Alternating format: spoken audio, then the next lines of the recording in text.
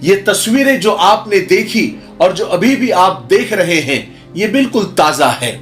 یہ اجمیر کی درگاہ کے ہیں جہاں مسلمانوں کے ہی دو گروہ آپس میں بھیڑ گئے اور جم کر مار پیٹ کی، یہاں تک کہ اس لڑائی کو روکنے میں پولیس کے بھی پسینے چھوٹ گئے۔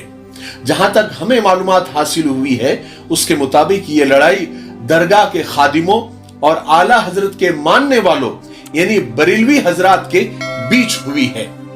کہا جاتا ہے کہ کچھ دن پہلے ہی درگاہ کے خادموں کی جو کمیٹی ہے وہاں سے اعلان کیا گیا تھا کہ یہاں پر نہ کوئی نعرہ لگایا جائے گا اور نہ اعلیٰ حضرت کا لکھا سلام پڑھا جائے گا، لیکن پھر یہ بھی بات سامنے آ رہی ہے کہ اعلیٰ حضرت کے ماننے والوں نے نعرے لگائے اور سلام پڑھنے کی کوشش کی تو لڑائی شروع ہو گئی اور اس ہاتھا پائی میں کئی لوگ زخمی ہو گئے۔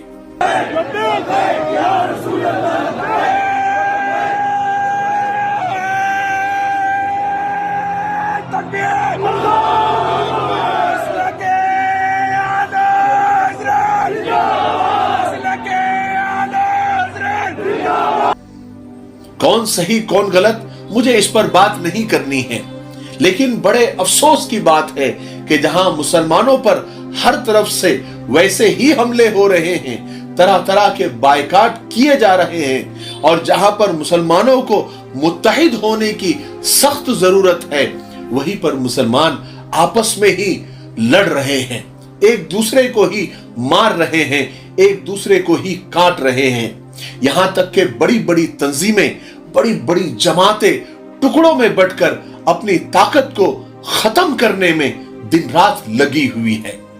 چاہے جماعت ہو، چاہے جمعیت ہو، چاہے مسجدیں ہو، چاہے مدرسے ہو، چاہے قبرستان ہو، چاہے درگاہ ہو، چاروں طرف بس جھگڑے ہی جھگڑے ہیں، نہ اتفاقی ہی نہ اتفاقیہ ہے، سب ایک دوسرے کے خون کے پیاسے بنے ہوئے ہیں۔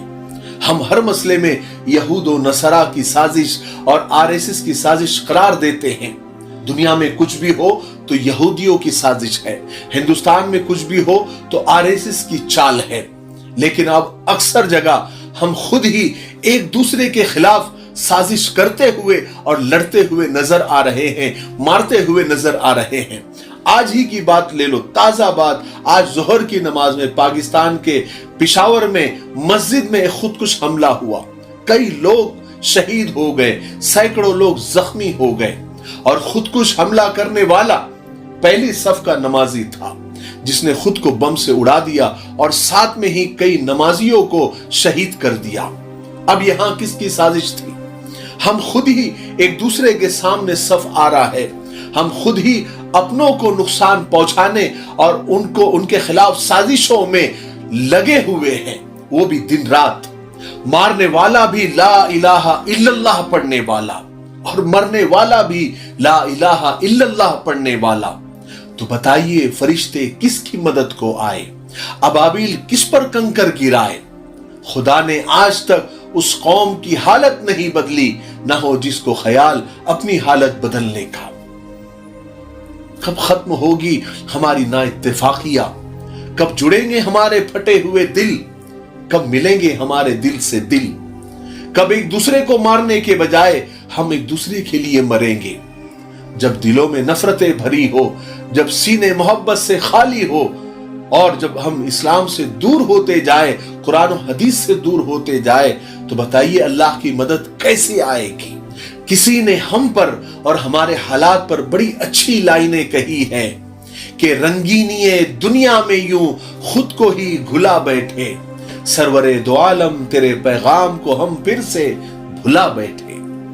راہیں ہیں اذیت سے بھری آج ہماری، آہوں میں سمٹتی ہے وہ بے چینیاں ساری، بے چین سی کیفیت اس روح پر طاری، آواز لگاتی ہے وہ خاموشی ہماری، دنیا کی حسین لوریوں سے دل کو سلا بیٹھے، سرور دو عالم تیرے پیغام کو ہم دل سے پھر بھلا بیٹھے۔ قرآن بھی کبھی ساتھی منزل تھا ہمارا، راہوں میں اندھیروں کی وہ تھا اپنا ستارہ، جس کو کبھی سینوں میں تھا ہم نے بھی اتارا، अब रूह लरसती है जो खोया वो किनारा। दुनिया के रिवाजों में यूं कुरान को भुला बैठे, सरवरे दो आलम तेरे पैगाम को हम दिल से भुला बैठे। इंसान ने कुछ यूं भी मजहब को बुना है, जिसमें है नफा दिल को वो सुन्नत को चुना है। कहते हैं वो लोग जो हिकमत के बिना है, ऐसे ही अज्र पाएंगे ये हमने सुना है। अपने ही अमल से ये तकलीफें हम बुला बैठे, सरवरे दो आलम तेरे पैगाम को हम दिल से भुला बैठे। राजी हो खुदा हमसे भी ये होती थी सदाएं, दीदार खुदा के लिए तरसती थी निगाहें। ख्वाहिश की लगन ऐसी के बदली फिजाएं, अब दौलत शोहरत के लिए है सारी दुआएं। ताकों में सजे अपने मुसल्लों को हम रुला बैठे, सरवरे दो आलम तेरे पैगाम को हम फिर से भुला बैठे। ये हमारी हालत है। अल्लाह ताला हमारे ना इत्तेफाकियों को, हमारे दिलों की फटन को अल्लाह ताला ख़त्म फरमाए और आपस में प्यार और मोहब्बत से रहने की तौफीक नसीब फरमाए। ये हम दुआ करते हुए आज का वीडियो ख़त्म करते हैं।